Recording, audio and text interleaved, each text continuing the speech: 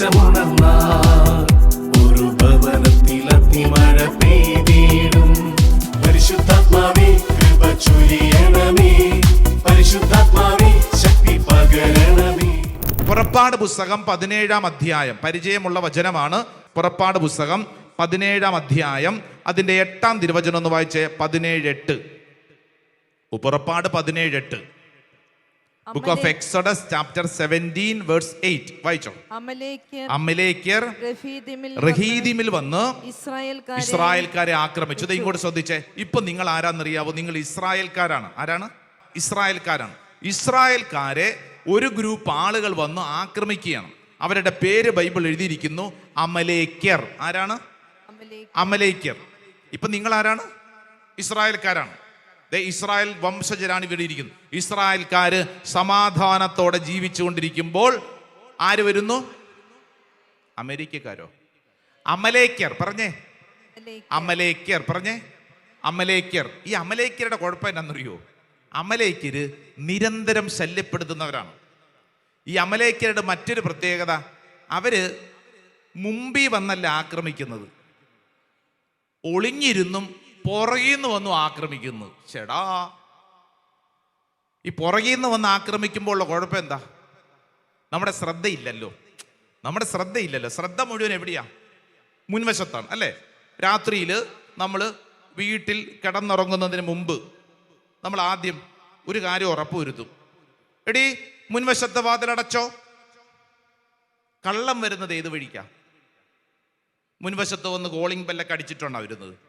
അല്ലല്ലോ. കള്ളന്മാർ ബുദ്ധിയും ബോധം ഉള്ളവർ നമ്മളെക്കാളും ബുദ്ധിയും ബോധം ഉണ്ടല്ലോ, അല്ലേ?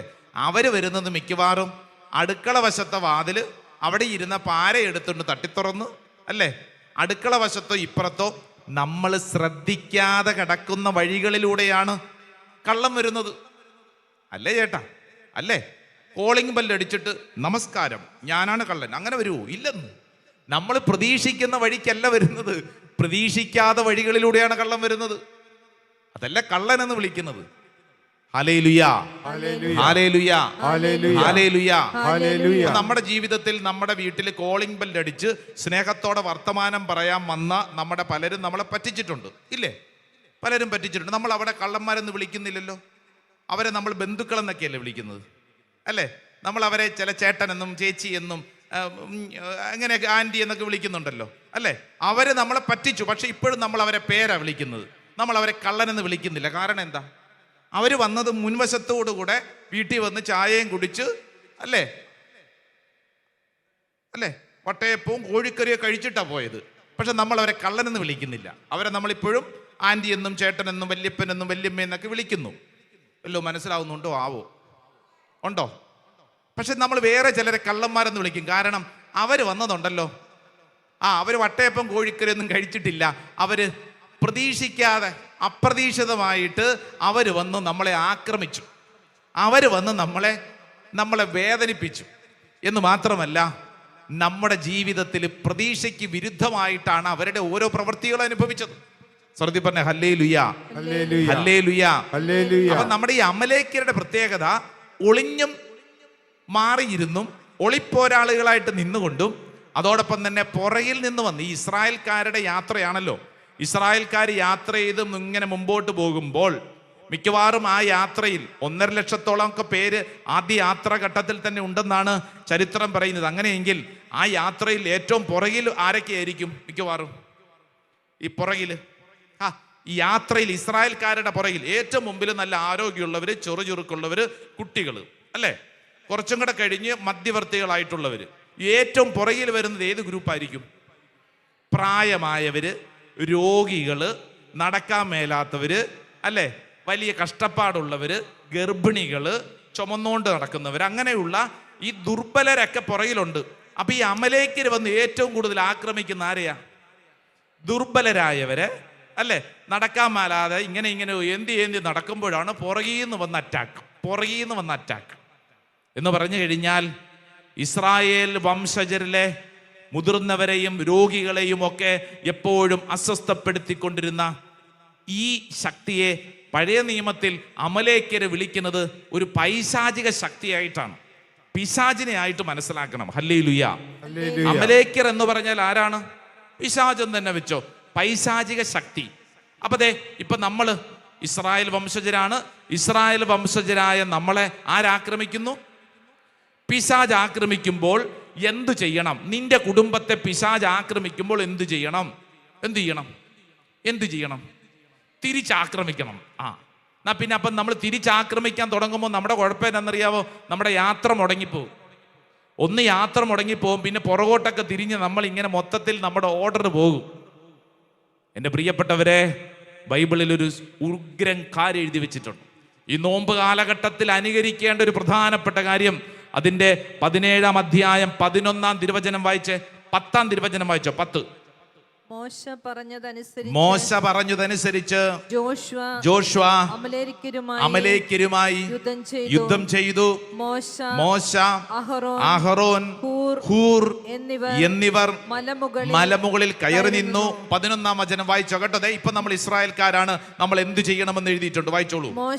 മോശ കരങ്ങൾ ഉയർത്തിപ്പിടിച്ചിരുന്നപ്പോഴെല്ലാം ഇസ്രായേൽ വിജയിച്ചു കൊണ്ടിരുന്നു. കരങ്ങൾ താഴ്ത്തിയപ്പോൾ അമലേക്യർക്കായിരുന്നു വിജയം. ഹല്ലേലൂയ. ഇങ്ങോട്ട് നോക്കിക്കേ, ഇസ്രായേൽ വംശജത്തിലെ മോശയാണ് നീ. ഈ മോശ എന്ത് ചെയ്തു? മോശയെ, ഇസ്രായേൽ ജനതയെ ഇത് അമലേക്യർ ആക്രമിക്കുമ്പോൾ, പിശാചിന്റെ ആക്രമണം ഉണ്ടാകുമ്പോൾ മോശ എന്ത് ചെയ്തു? വാളും പരിചയമായിട്ട് അമലേക്യർക്കെതിരെ യുദ്ധം ചെയ്യാൻ പോയോ? ഇല്ല. മറിച്ച് മോശ ചെയ്ത പ്രവൃത്തി, മോശ മലമുകളിൽ കയറി നിന്നു, 2 കരങ്ങൾ ഉയർത്തിപ്പിടിച്ച് സ്വർഗത്തിലുള്ള ദൈവത്തെ വിളിച്ച് പ്രാർത്ഥിച്ചു. ഹല്ലേലൂയ എന്ന് പറഞ്ഞു കഴിഞ്ഞാൽ ശരീരത്തിൽ ത്യാഗമെടുത്ത് പ്രാർത്ഥിച്ചു. അതാണ് അതിന്റെ അർത്ഥം. ശരീരത്തിൽ ത്യാഗമെടുത്ത് പ്രാർത്ഥിച്ചു. അതല്ലേ ഉപവാസം, നോമ്പ് കാലഘട്ടം. ശരീരത്തിൽ ത്യാഗമെടുത്ത് പ്രാർത്ഥിച്ചപ്പോൾ സ്വർഗത്തിന്റെ ശക്തി, ദൈവത്തിന്റെ ആത്മാവ് അവിടെ ജോഷുവായോടും സൈന്യത്തോടും ഒപ്പം വന്നു. അമലേക്യരെ വെട്ടി വീഴ്ത്തിയത് ജോഷുവായും പട്ടാളക്കാരുടെയും വാളിന്റെ ശക്തിയല്ല, മറിച്ച് സ്വർഗത്തിന്റെ ശക്തിയാണ്. Hallelujah, hallelujah. വിശ്വസിക്കുന്നവർ 2 കരങ്ങളൊന്ന് നന്നായിട്ട് ഉയർത്തിപ്പിടിച്ചൊരു 3 പ്രാവശ്യം ഹല്ലേലൂയ പറഞ്ഞേ. അല്പം കൂടെ ഒച്ചത്തി പറഞ്ഞേ. ഹല്ലേലൂയ. ദാനിയേലിന്റെ പ്രവചന പുസ്തകം ഒന്ന് തുറന്നേ. ബുക്ക് ഓഫ് ദാനിയേലിന്റെ പ്രവചന പുസ്തകത്തിൽ നമുക്ക് വളരെ പരിചയമുള്ളൊരു വചനമാണ് 10-ാം അധ്യായം. ഒന്ന് തുറന്ന് വായിച്ചേ. 10-ാം അധ്യായം അതിൻ്റെ 4ഉം 5ഉം വചനങ്ങളൊക്കെ ഒന്ന് വായിച്ചു തുടങ്ങിക്കൂ. വളരെ പ്രധാനപ്പെട്ടൊരു കാര്യം പഠിക്കാം. 10-ാം അധ്യായം അതിൻ്റെ 2-ാം തിരുവചനം വായിച്ചു. 2. അപ്പോഴാണ് ബാക്കി തിരിച്ചറിയും. ദാനിയേൽ എന്ന ഞാൻ 3 ആഴ്ചക്കാലത്തേക്ക് വിലാപം ആചരിക്കുകയായിരുന്നു. കണ്ടോ, 3 ആഴ്ചക്കാലം എന്ന് പറഞ്ഞാൽ 21 days, 21 ദിവസം പ്രാർത്ഥന. ഡാനിയേൽ ഫാസ്റ്റിംഗ് പ്രയർ എന്ന് കേട്ടിട്ടുണ്ടല്ലോ, അത് ഇവിടെ നിന്നാണ് രൂപപ്പെട്ടത്. വായിച്ചോളൂ 3-ാം തിരുവചനം. ആ 3 ആഴ്ചക്കാലം മുഴുവൻ ഞാൻ രുചികരമായ ഭക്ഷണം കഴിക്കുകയോ മാംസവും വീഞ്ഞും ആസ്വദിക്കുകയോ സുഗന്ധലേപനം നടത്തുകയോ ചെയ്തില്ല. 3 ആഴ്ചക്കാലം മുഴുവൻ. പറഞ്ഞേ, 3 ആഴ്ചക്കാലം മുഴുവൻ. പറഞ്ഞേ, എന്തിനാന്നറിയാവോ? നോമ്പ് മുഴുവൻ. പറഞ്ഞേ. അല്ലാതെ ആഴ്ചയിൽ 3 ദിവസം നോമ്പ്, 4 ദിവസം ആഘോഷം അല്ല. പിടികിട്ടിയോ? ശ്രദ്ധിച്ചു പഠിച്ചോണം. നമ്മൾ നോമ്പില് ശ്രദ്ധിക്കണം. കുറച്ച് ദിവസം നോമ്പ്, കുറച്ച് ദിവസം നോമ്പില്ല, കുറച്ച് ദിവസം അങ്ങനെയില്ല, കുറച്ച് ദിവസം ഈ പരിപാടി കഴിഞ്ഞ്, ആ പ്രോഗ്രാം കഴിഞ്ഞിട്ട്, ഈ സൽക്കാരം കഴിഞ്ഞിട്ട്, ഇത് കഴിഞ്ഞിട്ട് നോമ്പെടുക്കാം. അങ്ങനെയല്ല. No compromise.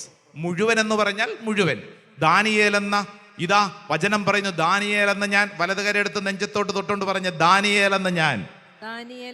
എന്താ പറയാൻ ഇച്ചിരി ശബ്ദം കുറവ്? ദാനിയേൽ എന്ന ഞാൻ നോമ്പ് കാലഘട്ടം മുഴുവൻ രുചികരമായ ഭക്ഷണം കഴിക്കുകയോ സുഗന്ധദ്രവ്യങ്ങൾ ഉപയോഗിക്കുക ചെയ്തില്ല. എന്ന് പറഞ്ഞാൽ എന്താ അർത്ഥം? രുചികരമായ ഭക്ഷണം കഴിച്ചില്ല എന്ന് പറഞ്ഞു കഴിഞ്ഞാൽ എന്താ? ത്യാഗമെടുത്ത് പ്രാർത്ഥിച്ചെന്ന അർത്ഥം. ഇഷ്ടപ്പെട്ട പലതും വേണ്ടാന്ന് വെച്ചു, അതാണ് എൻ്റെ അർത്ഥം. ഇഷ്ടപ്പെട്ട പലതും വേണ്ടാന്ന് വെച്ചു. അത് ഭക്ഷണം മാത്രമല്ല, ഇൻസ്റ്റാഗ്രാം റീൽസിലും അത് തന്നെ അല്ലേ? ഇൻസ്റ്റാഗ്രാം റീൽസ് കണ്ടുകൊണ്ടിരിക്കുക, ഫേസ്ബുക്കിൽ വാർത്ത കണ്ടുകൊണ്ടിരിക്കുക, യൂട്യൂബ് കണ്ടുകൊണ്ടിരിക്കുക അല്ലേ? അപ്പം നമ്മൾ എന്ത് ചെയ്യുന്നു? നമ്മൾ ഈ ലോകത്തോട് ചില കാര്യങ്ങളിൽ നമ്മളൊരു അകൽച്ച പാലിക്കുന്നതിൻ്റെ ഭാഗമായി ചില നിയന്ത്രണം വരുത്തുന്നു. അതാണ് അതിൻ്റെ അർത്ഥം. ചില നിയന്ത്രണം വരുത്തുന്നു. Price the Lord. ഹല്ലേലൂയ. അപ്പോൾ നമ്മൾ സ്വയം ചില കാര്യങ്ങൾ നിയന്ത്രണം വരുത്തുന്നു. രുചികരമായി ഭക്ഷണം കഴിച്ചില്ല എന്നും പറഞ്ഞ് എന്നതിൻ്റെ അർത്ഥം ഇനി ഒന്നും കഴിക്കാൻ പാടില്ല എന്നല്ല അതിൻ്റെ അർത്ഥം. മറിച്ച് നീ സ്വയം പല കാര്യങ്ങളും നിയന്ത്രണം വരുത്തുന്നു. സുഗന്ധദ്രവ്യങ്ങൾ ഉപയോഗിച്ചില്ല എന്നതിൻ്റെ അർത്ഥം പിന്നീട് ദാനിയേൽ 21 ദിവസം കുളിക്കാതെ നടന്നു. ആണോ? അവൻ വൃത്തിയും വെടുപ്പൊക്കെ ഉള്ളവനായിരുന്നു. ഇത് ഉദ്ദേശിക്കുന്നു പറഞ്ഞു കഴിഞ്ഞാൽ ലോകത്തിന്റെ സുഖകരമായ കാര്യങ്ങളിലേക്ക് ചെന്ന് പെട്ടില്ലെന്ന് അതിൻ്റെ അർത്ഥം. അല്ലാതെ കുളിക്കാതെ രാവിലെ തൊട്ട് മോങ്ങിക്കൊണ്ട് നടന്നു എന്നല്ല അതിൻ്റെ അർത്ഥം. മറിച്ച് നല്ല ടിപ് ടോപ്പായിട്ട് തന്നെ നടന്നത്. ഹല്ലേലൂയ. അപ്പൊ സ്വയം ഈ ഭൂമിയിൽ നമ്മൾ എടുക്കുന്ന ഒരു നിയന്ത്രണം, ഈ ലോകത്തോട് നമ്മൾ കാണിക്കുന്ന കർത്താവെ ചില കാര്യങ്ങൾ എനിക്കൊരു നിയന്ത്രണം വേണം എന്നുള്ളൊരു തീരുമാനം, അങ്ങനെ തീരുമാനം 3 ആഴ്ചക്കാലം എടുത്തപ്പോൾ എന്ത് സംഭവിച്ചുവെന്ന് നമ്മൾ വചനത്തിൽ കൃത്യമായിട്ട് കാണുന്നു. 7-ാം വചനം വായിച്ച്. 7-ാം വചനം. ദാനിയേലെന്ന ഞാൻ മാത്രം ഈ ദർശനം കണ്ടു, എന്നോടൊപ്പം ഉണ്ടായിരുന്നവർ അത് കണ്ടില്ല. ഇങ്ങോട്ട് നോക്കിക്കേ, ഒരു ദർശനം കണ്ടു. നോമ്പും ഉപവാസവും എടുത്ത് പ്രാർത്ഥിക്കുമ്പോൾ പ്രാർത്ഥിക്കുന്ന വ്യക്തി മാത്രം കാണുന്ന ഒരു ദർശനമുണ്ട്. ബാക്കിയുള്ളവർക്ക് അത് പിടികിട്ടത്തില്ല. ഹല്ലേലൂയ. ഹല്ലേലൂയ. ബാക്കിയുള്ളവർക്ക് അത് പിടികിട്ടത്തില്ല. ഉപവാസവും പ്രാർത്ഥന എടുക്കുന്ന വ്യക്തിക്ക് മാത്രമേ അത് പിടികിട്ടത്തുള്ളൂ. ദാനിയേലെന്ന് ഞാൻ മാത്രമേ കണ്ടുള്ളൂ. എന്താണെന്നറിയാവോ? ദൈവത്തിന്റെ ദൂതൻ ദാനിയേലിന്റെ ഭവനത്തിലോട്ട് കടന്നു വന്നിരിക്കുന്നു എന്ന് പറഞ്ഞു കഴിഞ്ഞാൽ ദൈവകൃപ ആ കുടുംബത്തിലോട്ട് കടന്നു വന്നുവെന്നാണ് അർത്ഥം. എന്നിട്ട് ദാനിയേലിനോട് 11-ാം തിരുവചനം വായിച്ചേ. 10-ാം തിരുവചനം വായിച്ചോ. 10-ാം തിരുവചനം. എന്നാൽ ഒരു കരം എന്നെ സ്പർശിച്ചു, അവൻ എന്നെ എഴുന്നേൽപ്പിച്ചു. വിറയലോടെ ആണെങ്കിലും മുട്ടും കൈയും ഊന്ന് ഞാൻ നിന്നു. 11-ാം വചനം വായിച്ചോ. അവൻ എന്നോട് പറഞ്ഞു, ഏറ്റവും പ്രിയങ്കരനായ ദാനിയേലേ, എഴുന്നേൽക്കുക. സ്വരത്തിൽ പറഞ്ഞ ഹല്ലേലൂയ, ഹല്ലേലൂയ. എന്റെ പ്രിയപ്പെട്ട ദൈവജനമേ, ദാനിയേൽ എന്ന ഞാൻ, ഇവിടെ ഇരിക്കുന്ന ഓരോരുത്തരും ദാനിയേലാണ്. നമ്മൾ ആദ്യം ആരായിരുന്നു? യഹോഷാഫാത്തായിരുന്നു. രണ്ടാമത് മോശയായി. ഇപ്പോൾ ദാനിയേൽ എന്ന ഞാൻ ഇതാ ഒരു വലിയ തീരുമാനത്തിലേക്ക് എത്തി. 21 ദിവസത്തേക്ക് എൻ്റെ ജീവിതത്തിൽ ചില കാര്യങ്ങളിൽ ഒരു വ്യക്തിപരമായിട്ടുള്ള ഒരു തീരുമാനമെടുത്ത് അകൽച്ച പാലിക്കാൻ തീരുമാനമെടുത്തു കഴിഞ്ഞപ്പോൾ 21-ാം ദിവസം ഇതാ സ്വർഗത്തിന്റെ ശക്തി ഈ ദാനിയേലിന്റെ വീട്ടുപുരയ്ക്കൽ വന്നു. ഇവിടെ ഇരുന്നുകൊണ്ട് ഈ ശുശ്രൂഷയിൽ പങ്കെടുക്കുന്നതിൻ്റെ സഹോദരങ്ങളെ, നിങ്ങളുടെ കുടുംബത്തിൽ, നിങ്ങളുടെ വ്യക്തിപരമായ ജീവിതത്തിൽ ഏതെങ്കിലും ഒരു പ്രതിസന്ധിയുടെ മുമ്പിലാണെങ്കിൽ നിങ്ങൾ ഇതുപോലെ പ്രാർത്ഥിച്ചാൽ നിങ്ങളുടെ വീട്ടുപുരയ്ക്കൽ, നിങ്ങളുടെ മുമ്പിൽ ദൈവത്തിൻ്റെ ദൂതൻ പ്രത്യക്ഷപ്പെടും. ഒരു കാര്യം വചനം എഴുതിയിട്ടുണ്ട്, അത് ബാക്കിയുള്ളവരാരും കണ്ടില്ല എന്ന് പറഞ്ഞു കഴിഞ്ഞാൽ ഉപവാസം എടുക്കാത്തവർക്കും പ്രാർത്ഥിക്കാത്തവർക്കും ഉപവാസം എടുത്തവന്റെ പ്രാർത്ഥിച്ചവന്റെ അഭിഷേകം കിട്ടത്തില്ല. Hallelujah, hallelujah, hallelujah. ഇപ്പൊ ഒരുപക്ഷെ ഈ ശുശ്രൂഷയ്ക്ക് വേണ്ടി ഇന്നിങ്ങോ വീട്ടിൽ നിന്ന് പോന്നപ്പോൾ നിങ്ങളുടെ അപ്പുറത്തുള്ള ആളോ ഇപ്പുറത്തുള്ള ആളോ നിങ്ങളോട് ചോദിച്ചിട്ടുണ്ടാവും, എന്തിനാണ് ഇങ്ങനെ പോകുന്നത്? ഇവിടെ ഇരുന്ന് പ്രാർത്ഥിച്ചാൽ പോരെ, ഇങ്ങനെ പോകേണ്ട വല്ല ആവശ്യമുണ്ടോ? അല്ലേ? ഓൺലൈനിലൊക്കെ പങ്കെടുക്കുന്നവരുടെ വീട്ടുകാർ വന്ന് ചോദിക്കും. എന്ത് ചോദിക്കും? വീട്ടുകാർ നോക്കുമ്പോഴത്തേക്ക് ഓൺലൈൻ്റെ മുമ്പിൽ ഇരുന്ന് പ്രാർത്ഥിച്ചുകൊണ്ടിരിക്കുന്നു. അപ്പോഴാണ് വീട്ടുകാരപ്പുറത്തിരുന്ന് ഭക്ഷണം കഴിച്ച് ചിരിച്ച് കളിച്ച് അവർ പല തമാശകളും. ഇപ്പം ഇതൊക്കെ സംഭവിക്കുന്നുണ്ടേ, അല്ലേ? അപ്പം അവിടെ ഇരിക്കുന്നവരിതേ കളിയാക്കുന്നുണ്ടാവും. ഈ അമ്മയ്ക്ക് വേറെ പണിയൊന്നുമില്ല, രാവിലെ മുതൽ പോട്ടാശ്രം പോട്ടാശ്രം പോട്ടാശ്രം, വേറെ പണിയൊന്നുമില്ലേ? ഈ അമ്മയ്ക്ക് ഈ ഓൺലൈനിലും കണ്ടുകൊണ്ടിരുന്നാൽ മതി, വേറെ പണിയൊന്നുമില്ലേ എന്നും പറഞ്ഞ് കളിയാക്കിക്കൊണ്ടിരിക്കും. കാരണം നിനക്ക് കിട്ടുന്ന അഭിഷേകം അവർക്കത് മനസ്സിലാകത്തില്ല. ഹല്ലേലൂയ, അത് നിനക്ക് മാത്രം കിട്ടിയിരിക്കുന്ന ഒരു അഭിഷേകമാണ്. Hallelujah, hallelujah. അപ്പൊ ദാനിയേൽ ഇതാ ദൈവത്തിന്റെ ശക്തി വ്യക്തിപരമായിട്ട് തൊട്ട് മുമ്പിൽ അനുഭവിച്ചു. പ്രിയപ്പെട്ടവർ, ഈ ഒരു കൃപ ഇത് വിശുദ്ധ ഗ്രന്ഥത്തിൽ അടിയുടനീളം കൃത്യമായിട്ട് നമ്മളെ പഠിപ്പിക്കുന്ന ഒരു കാര്യമാണ്. മത്തായിയുടെ സുവിശേഷം 4-ാം അധ്യായം നമുക്കറിയാവുന്ന ഒരു വചനഭാഗമാണ്. സെന്റ് മാത്യൂസ് ഗോസ്പൽ ചാപ്റ്റർ 4 4-ാം അധ്യായത്തിൽ ഇതാ ഈശോ മരുഭൂമിയിൽ പ്രാർത്ഥിച്ചുകൊണ്ടിരിക്കുന്ന സമയം ദൈവത്തിന്റെ ശക്തി അത്ഭുതകരമായിട്ട് ഈ ഈശോ അനുഭവിക്കുന്നത്. മരുഭൂമിയിൽ എന്ത് സംഭവിച്ചു ഈശോയ്ക്ക്? അവന് ഉപവസിച്ച് പ്രാർത്ഥിച്ചു. എപ്പോഴാണ്? മരുഭൂമിയിൽ ഉപവസിച്ച് പ്രാർത്ഥിച്ചു. ഗൾഫ് രാജ്യങ്ങളിലൊക്കെ ഇവിടുന്ന് ശുശ്രൂഷ ചെയ്യുന്നവർ ശ്രദ്ധിക്കണം. നിങ്ങൾ മരുഭൂമിയിലാണല്ലോ എന്നോർത്തോണ്ട് ഈശോയുടെ കൃപ കിട്ടണമെന്ന് നിർബന്ധമില്ല. അവിടെ പല പരിപാടിക്കും മരുഭൂമി പോകുന്നവരുണ്ട്, ഡെസേർട്ട് സഫാരിക്ക് പോകുന്നവരുണ്ട്, മരുഭൂമിയിൽ പോയിട്ട് ടെന്റ് അടിച്ച് കള്ളും കുടിച്ച് നടക്കുന്നവരുണ്ട്. അതല്ല ഉദ്ദേശിച്ചത്. മറിച്ച് മരുഭൂമിയിൽ ഈശോ ഉപവസിച്ച് പ്രാർത്ഥിച്ചപ്പോൾ 40 ദിനരാത്രങ്ങൾ ഒറ്റയ്ക്ക് അവനങ്ങനെ ഉപവസിച്ച് പ്രാർത്ഥിച്ചപ്പോൾ 40-ാം ദിനം അവന് വിശന്നു. വിശന്നപ്പോൾ ആര് വന്നു? സാത്താൻ വന്നു. Hallelujah, hallelujah. ഇങ്ങോട്ട് നോക്കിക്കേ, ഇപ്പൊ നിങ്ങൾ ഈശോയാണ്. ആരാണ്? ഈശോയാണ്. നിങ്ങൾ ഓർക്കണം, നിങ്ങൾക്ക് വിശക്കുമ്പോൾ ആര് വരും? ഈ വിശപ്പെന്ന് പറഞ്ഞു കഴിഞ്ഞാൽ ഭക്ഷണം കഴിക്കാനുള്ള വിശപ്പ് മാത്രമല്ല, പല കാര്യങ്ങളോടുള്ള വിശപ്പ് നമ്മുടെ ഉള്ളിലുണ്ടാവും, പല കാര്യങ്ങളോടുള്ള ദാഹം നമുക്കുണ്ടാവും. ശ്രദ്ധിക്കേണ്ട കാര്യം, ഒരു പ്രതിസന്ധി വരുമ്പോഴാണ് സാത്താൻ റെഡിയായി മുമ്പിലെത്തുന്നത്.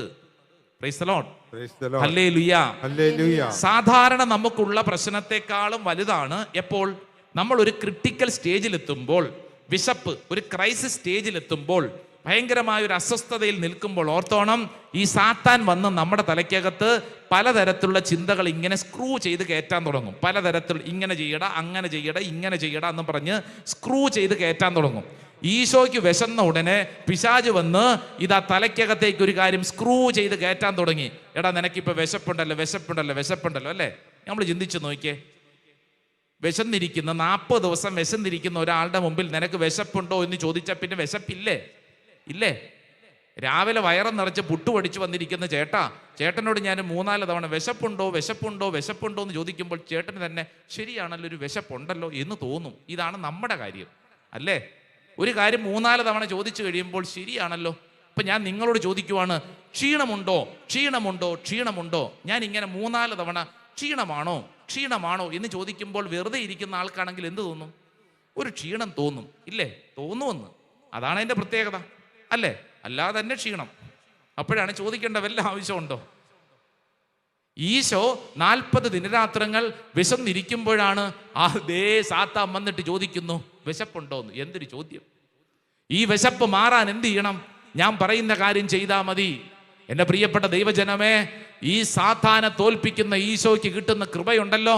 ലൂക്കാ സുവിശേഷം 4-ാം അധ്യായം 14-ാം തിരുവചനം ഒന്ന് വായിച്ചേ. ലൂക്കാ 4-ാം അധ്യായം 14-ാം തിരുവചനം. മത്തായി 4-ാം അധ്യായത്തിൽ കണ്ടതിൻ്റെ കൃപ വെളിപ്പെട്ടൊരു വചനം നിങ്ങൾക്കൊന്ന് വായിക്കാം. മത്തായിയുടെ സുവിശേഷം 4-ാം അധ്യായം അതിൻ്റെ 14-ാം തിരുവചനം. ലൂക്കാ സുവിശേഷം 4:14. ലൂക്കാ 4:14. യേശു ആത്മാവിന്റെ ശക്തിയോടുകൂടെ ഗലീലയിലേക്ക് മടങ്ങിപ്പോയി. ഹല്ലേലൂയ. സ്വരമുയർത്തി പറഞ്ഞു ഹല്ലേലൂയ, ഹല്ലേലൂയ, ഹല്ലേലൂയ. അതായത് യേശു ആത്മാവിന്റെ ശക്തിയോടുകൂടെ.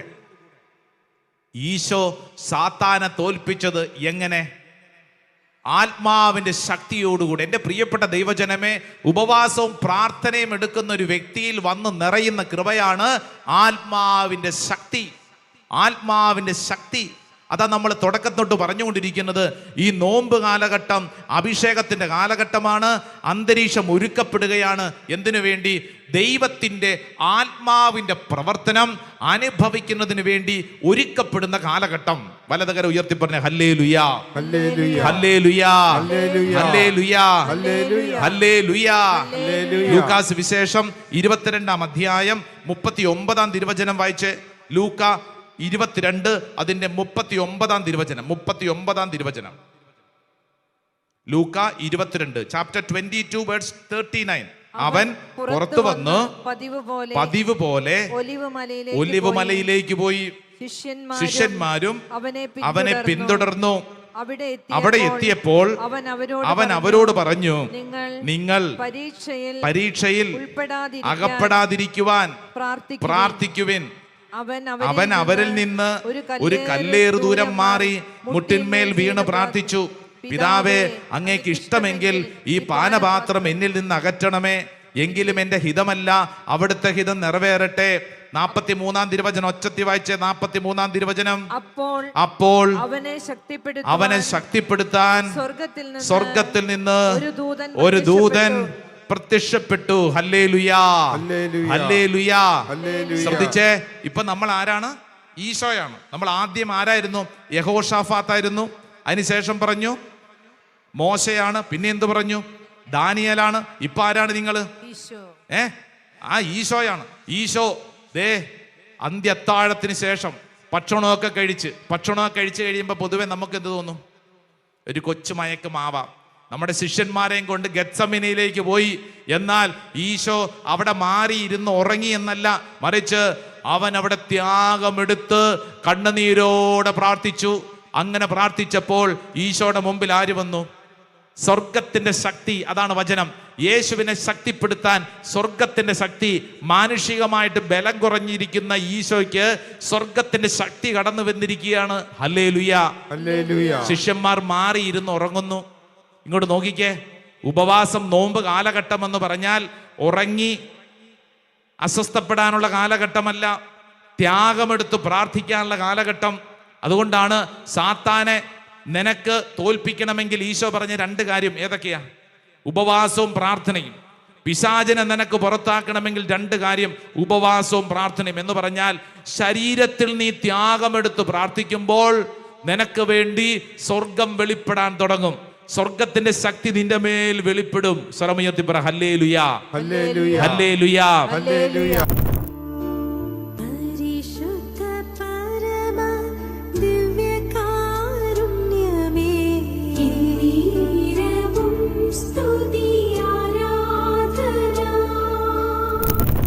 ദാനിയേൽ എന്ന് പറയുന്ന ദൈവം തെരഞ്ഞെടുത്ത പ്രിയപ്പെട്ടവൻ എങ്ങനെ പ്രാർത്ഥിച്ചെന്നറിയോ? രുചികരമായ ഭക്ഷണ പദാർത്ഥങ്ങൾ എന്ന് പറഞ്ഞു കഴിഞ്ഞാൽ നാവിനിഷ്ടപ്പെട്ട പല കാര്യങ്ങളും വേണ്ടാന്ന് വെച്ചു. അത് ഭക്ഷണ കാര്യങ്ങളിലാണ്. ചില നിയന്ത്രണം നമുക്കും നല്ലതല്ലേ? പട്ടിണി കടന്ന് മരിക്കണമെന്നല്ല, മറിച്ച് ചില കാര്യങ്ങൾ ഒരു നിയന്ത്രണം നമുക്ക് നല്ലതല്ലേ? ഓരോ വ്യക്തിയും ചിന്തിക്കുക, എനിക്ക് ഏതൊക്കെ തരത്തിൽ ഈ നാളുകളിൽ ഉപവാസത്തിലും പ്രാർത്ഥനയിലും മുഴുകാൻ പറ്റും? ദാനിയേൽ എന്ന് പറയുന്ന വ്യക്തി സുഗന്ധ രൂപങ്ങൾ അത് മുഴുവൻ ശരീരത്തിൽ പതിപ്പിച്ചില്ല, മറിച്ച് ഒരു ത്യാഗമെടുത്തു എന്ന് പറഞ്ഞു കഴിഞ്ഞാൽ ലോകത്തോടുള്ള അടുപ്പം അത് വേണ്ടാന്ന് വെച്ചു. Detachment to the world. ഈ ലോകത്തോട് പല കാര്യങ്ങളിലും മമത നല്ലതല്ലല്ലോ. ഒരുപക്ഷെ ഇപ്പോൾ ഈ ശുശ്രൂഷയിൽ പങ്കെടുക്കുന്ന നമ്മളിൽ പലരും, പ്രത്യേകിച്ച് ഈ കാലഘട്ടത്തിന്റെ സോഷ്യൽ മീഡിയയ്ക്ക് അടിമയായിരിക്കും. മണിക്കൂറുകൾ റീൽസ് കണ്ട്, പ്രത്യേകിച്ച് ഇൻസ്റ്റാഗ്രാമിലും ഫേസ്ബുക്കിലും വാട്സപ്പിലും തുടങ്ങിയിട്ടുള്ള യൂട്യൂബിൻ്റെയൊക്കെ അനദ്യമായിട്ടുള്ള സാധ്യതകളുടെ മുമ്പിൽ അനാവശ്യമായ കാര്യങ്ങൾ കണ്ട് സമയം കളയുന്ന വ്യക്തിയാണോ? എന്നാൽ നീ ഈ നാളുകളിൽ സ്വയം ഒന്ന് ചുരുങ്ങണം. ദൈവവചനം പഠിക്കാൻ യൂട്യൂബ് കാണേണ്ടെന്നല്ല, ഇൻസ്റ്റാഗ്രാം ഉപയോഗിക്കേണ്ടെന്നല്ല, മറിച്ച് ദൈവവചനം പഠിക്കാൻ, പ്രാർത്ഥിക്കാൻ, ദൈവകാര്യങ്ങളോടുള്ള ബന്ധത്തിന് വേണ്ടി നീ നിന്നെ തന്നെ ഒന്ന് ചുരുക്കുക. ദൈവകാര്യങ്ങൾ, വചനം പഠിക്കാൻ, വചന ശുശ്രൂഷയോട് ബന്ധപ്പെട്ട് കർത്താവ് ഈ സോഷ്യൽ മീഡിയ ഞാൻ ഉപയോഗിക്കും. ലോകത്തിൻ്റെ പല കാര്യങ്ങളോടും ഞാൻ നോ പറയും. ആത്മനിയന്ത്രണം, ഞാൻ നോ പറയും. വിശ്വസിക്കണം. ലോകം വെച്ച് നീട്ടുന്ന പല സുഖ സൗകര്യങ്ങളും വേണ്ടെന്ന് വെക്കാനുള്ള തീരുമാനം. യഹോഷാഫാത്ത് എന്ന് പറയുന്ന രാജാവ് തൻ്റെ രാജ്യത്തിന് നേരെ പലരും ഇങ്ങനെ യുദ്ധതന്ത്രങ്ങളുമായിട്ട് വന്നപ്പോൾ അവരോട് യുദ്ധം ചെയ്യുന്നതിന് മുമ്പ് യഹോഷാഫാത്ത് എന്ന് പറയുന്ന രാജാവ് ഒരു കാര്യം തീരുമാനിച്ചു. ഞാൻ എൻ്റെ സർവശക്തനായ ദൈവത്തിൻ്റെ മുമ്പിൽ അഭയം പ്രാപിക്കും. ഉപവസിച്ചു പ്രാർത്ഥിച്ചു. ഓരോ വ്യക്തിയും ചിന്തിക്കുക, നിന്റെ കുടുംബത്തെ ആരെങ്കിലും ശല്യപ്പെടുത്തുന്നുണ്ടോ? നിന്റെ വ്യക്തിബന്ധങ്ങളെ, നിങ്ങളുടെ കുടുംബത്തെ ഏതെങ്കിലും വ്യക്തികളോ പ്രസ്ഥാനങ്ങളോ ആശയങ്ങളോ ഭാരപ്പെടുത്തുന്നുണ്ടോ? ഒരുപക്ഷെ നിങ്ങളുടെ മകൾക്കൊരു തെറ്റായ ബന്ധം, മകനൊരു തെറ്റായ ബന്ധം, അതൊരു പൈശാചിക പീഡയായിട്ട് നിങ്ങൾക്ക് അനുഭവപ്പെടുന്നുണ്ടോ? നിങ്ങൾ ചെയ്യേണ്ടത് കുടുംബത്തിന് വേണ്ടി ത്യാഗമെടുത്ത് പ്രാർത്ഥിക്കുക. നമ്മുടെ കുടുംബത്തിൽ ചില വ്യക്തികളിൽ ഒരു പൈശാചിക പീഡ പോലെ, മദ്യപാനത്തിൻ്റെ ആസക്തി, മയക്കുമരുന്നിൻ്റെ ആസക്തി, ഒരുപക്ഷെ മടി, അലസത, ഉത്തരവാദിത്തമില്ലായ്മ, ജഡിക പാപങ്ങളോടുള്ള അമിതമായ അടുപ്പം, ആ തിന്മകളിൽ മുഴുകിക്കിടക്കുക, അലസമായിട്ടിരിക്കുക. ഒരുപക്ഷെ നമ്മൾക്കോ നമ്മുടെ കുടുംബത്തിന് ആർക്കെങ്കിലും വെറുപ്പുള്ളിൽ വെച്ചുകൊണ്ട് ഇന്നലകളിലുണ്ടായ സംഭവങ്ങളിൽ മുഴുകിക്കിടക്കുന്ന അവസ്ഥയുണ്ടോ? പരിശുദ്ധാത്മാവേ, ഈ ശുശ്രൂഷ സമയത്ത് ഞങ്ങൾ ആഗ്രഹിച്ച് പ്രാർത്ഥിക്കുന്നു. യഹോശാഫാത്ത് പ്രാർത്ഥിച്ചതുപോലെ ഞങ്ങളും പ്രാർത്ഥിക്കുന്നു. ദൈവത്തിൻ്റെ ആത്മാവേ, ഞങ്ങളുടെ മേൽ അത്ഭുതകരമായിട്ട് പ്രവർത്തിക്കണം. ഞങ്ങളുടെ കുടുംബത്തെ സംരക്ഷിക്കണം. ഞങ്ങളുടെ കുടുംബത്തെ ആക്രമിക്കുന്ന സകല തിന്മയുടെ കെട്ടുകളും അഴിയണം. വിശ്വസിക്കണം. ആഗ്രഹിക്കുന്നതനുസരിച്ച് പരിശുദ്ധാത്മാവ് പ്രവർത്തിക്കും. ഓരോ വ്യക്തിയും ആഗ്രഹിക്കണം. ദൈവത്തിൻ്റെ അത്ഭുത ശക്തിയാണ് നമ്മൾ ഓരോരുത്തരും ആഗ്രഹിക്കുന്നത്. രണ്ട് കരങ്ങൾ സ്വർഗത്തിലേക്ക് നന്നായിട്ടൊന്ന് ഉയർത്തിപ്പിടിച്ച്, എൻ്റെ ദൈവമേ, ഈ തപസ് കാലഘട്ടത്തിൽ ശരീരം കൊണ്ട് അങ്ങ് ആരാധിക്കാൻ ഞാൻ ആഗ്രഹിക്കുന്നു. എൻ്റെ മനസ്സിന് ഇഷ്ടപ്പെട്ട പല കാര്യങ്ങൾ ഒരു നിയന്ത്രണം വരുത്താൻ ഞാൻ തീരുമാനിക്കുന്നു. എൻ്റെ ആത്മീയ മേഖലകൾ ഞാൻ വളരെ ശ്രദ്ധിക്കുമെന്ന് തീരുമാനിക്കുന്നു. നിന്റെ ശരീരത്തിലും മനസ്സിലും ആത്മാവിലും നീ എടുക്കുന്ന തീരുമാനം അത്ഭുതങ്ങളും അടയാളങ്ങളും ഒരുക്കുന്നൊരു സമയമാണ്. രണ്ട് കരങ്ങൾ സ്വർഗത്തിലേക്ക് ഉയർത്തിപ്പിടിച്ച് നീ ഈ നാളുകളിൽ എടുക്കുന്ന ഏറ്റവും വലിയ തീരുമാനമാണ് ദൈവത്തെ വിളിക്കാൻ, ദൈവ തിരുമുമ്പിൽ മുട്ടുകുത്താൻ, ദൈവത്തെ അപ്പാ എന്ന് വിളിക്കാൻ, യേശുവേ എന്ന് വിളിക്കാൻ, പരിശുദ്ധാത്മാവെ എന്ന് വിളിക്കാനുള്ള തീരുമാനം. രണ്ട് കരങ്ങൾ സ്വർഗത്തിലേക്ക് ഉയർത്തിപ്പിടിച്ച് നാവ് തുറന്ന് ഹൃദയം തുറന്ന് നിനക്ക് എത്രത്തോളം സ്വരമുയർത്തി സ്തുതിക്കാൻ പറ്റുമോ അത്രത്തോളം സ്വരമുയർത്തി ഒന്ന് സ്തുതിച്ചൊന്ന് പ്രാർത്ഥിച്ചേ, ഒന്ന് വിളിച്ച് പ്രാർത്ഥിച്ചേ, തീരുമാനങ്ങൾ എടുത്ത് പ്രാർത്ഥിച്ചേ. ഓ ദൈവമേ, ഓ ദൈവമേ, എന്റെ കുടുംബത്തില്, എന്റെ വ്യക്തിപരമായ ജീവിതത്തില് അഭിഷേകത്തിന്റെ ശക്തി വെളിപ്പെടട്ടെ.